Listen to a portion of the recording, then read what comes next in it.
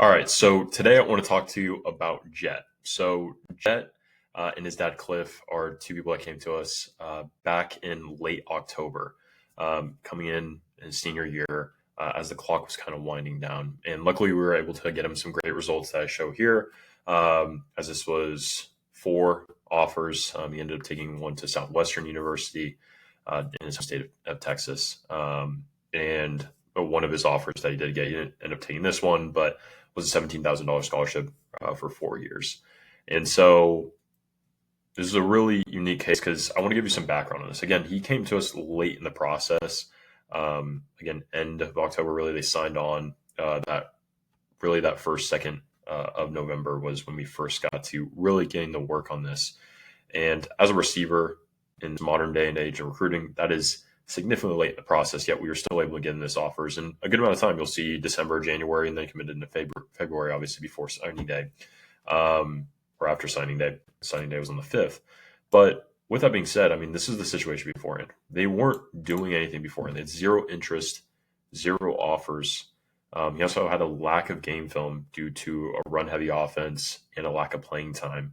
And then ended up getting his injury. Had an injury his junior year prior, that caused him to miss the entire season, and then was having to catch up this entire senior season. And so they were rightfully frustrated with the entire process. It just seemed like nothing was working out. Nothing was going in their direction. They didn't have anything to show for anything. And then ultimately they had a lack of clarity on how to even get recruited. They weren't sending any messages. They weren't doing anything in the recruiting because they just weren't sure what to do. And of course, it just seems like things weren't working out. And maybe you feel the same way. I know I got caught in the same trap of not feeling like it just meant to be. And so luckily they came to me. We hopped on a call, figured out how we might be able to help, and luckily, executed on that game plan. And so I'll talk about first of what we did first. I call it the foundation as far as, things that are important in recruiting.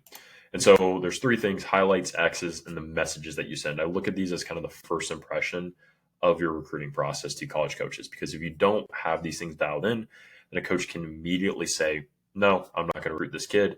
And a coach makes those decisions in seconds. So you need to do everything you can to make sure that those first couple seconds that coach sees you is enough to impress them to continue on and learning more about you.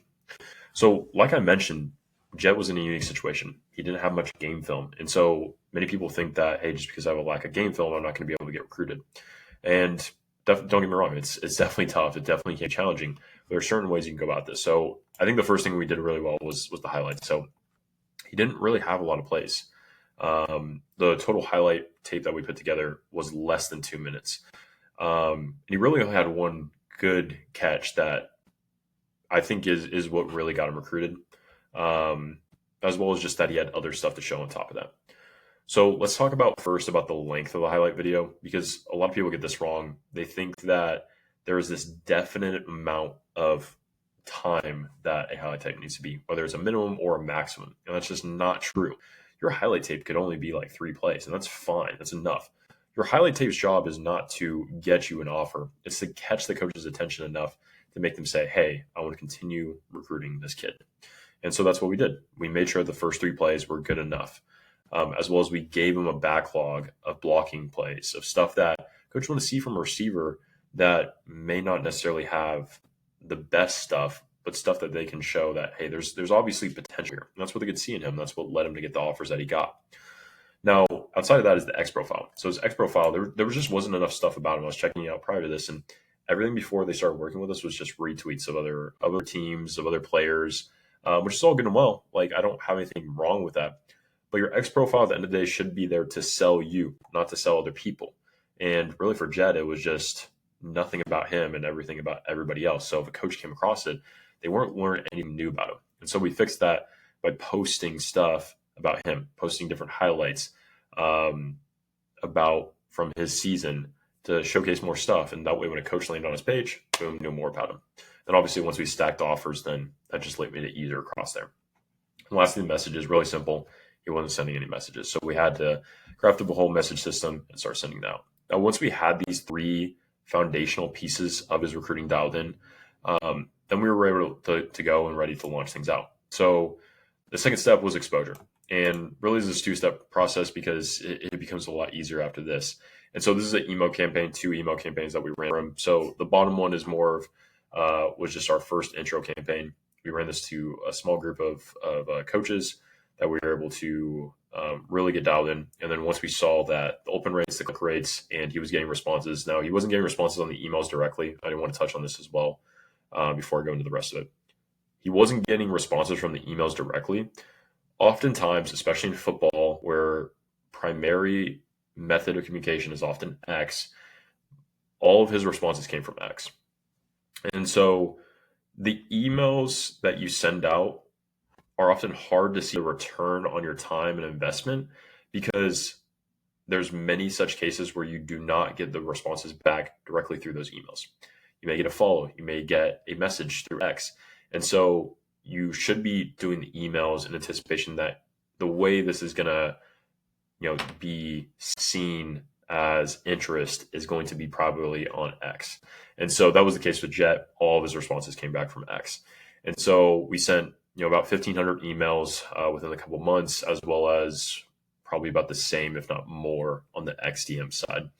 And so we sent out a more broad campaign that second time around, just to kind of expand a little bit once we kind of verified that original target school list. Now, with Jet, again, with this situation, we weren't going to be targeting many D1 schools, though we did target a couple, and he was able to get a few responses here and there. Most of them were D2, D3 MA schools. Just with his situation, it made sense to do that more so. And of course, that was showing the highlight tape that I talked about. Wasn't anything crazy, yet we were still able to get these kind of opens, these clicks, these kind of responses. And then ultimately, after that, there was a little bit here and there of relationship building. But with the timeline being so short, it basically transformed into these offers. Now, this is a pretty rare case because most of the time, it does take a couple more months because, for example, if you're a junior right now and we're in March, you're probably not going to get your first offer until probably these dates as well, probably December, November. But you're building that relationship over a long time. For Jet, it was immediate. It was, hey, these coaches are needing these players now, these kinds of players now, like a player like Jet. He was there as the potential solution. They hopped on a quick call or went to a visit. And really, you can see after a great conversation, he was having phone calls with these coaches. And they would offer him right after that phone call because there was no need to wait for anything else. They saw what they wanted. They wanted to offer him right away. And so after that, he was able to get his 4 offers, committed to Southwestern, and that was kind of that.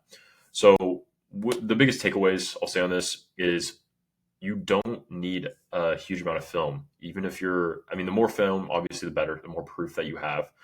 But you don't need this huge amounts of film. What you need is to make sure that you're directing your attention on the right stuff, making sure your X profile is clean, making sure your messages that you're sending out are the ones that coaches want to see and actually read and open and get interested in you. And that your highlights are stuff that coaches actually want to see. At the end of the day, it doesn't matter how many plays you have. If it's none of the plays that coaches want to see, and most importantly, the plays that you have first are what coaches want to see, then you're not going to get recruited because they're not going to be able to see what they really want, which is explosive plays that show unique traits, whether it's blocking stuff or unique throws that you can make. You need to grab a coach's attention. And so this is what worked for Jet. It was a blast getting to work with their family. Jet's an awesome kid, and I'm super excited to see him succeed in this next path, and glad we were helpful to work with them and make things work. But if you're a family, going through the recruiting process and you're feeling like a lack of clarity, feeling frustrated with the process, I totally understand. I went through the process myself and was able to still get over $500,000 in scholarship money, despite being a backup quarterback throughout most of my career. And so we help families do the same. So what you can do is you can click the link below, book a call with our team. They'll kind of walk you through what we do, how we work, see if it all makes sense, and answering questions that you may have. So hopefully I'll talk to you soon then. And regardless, hope you got something from this. Peace.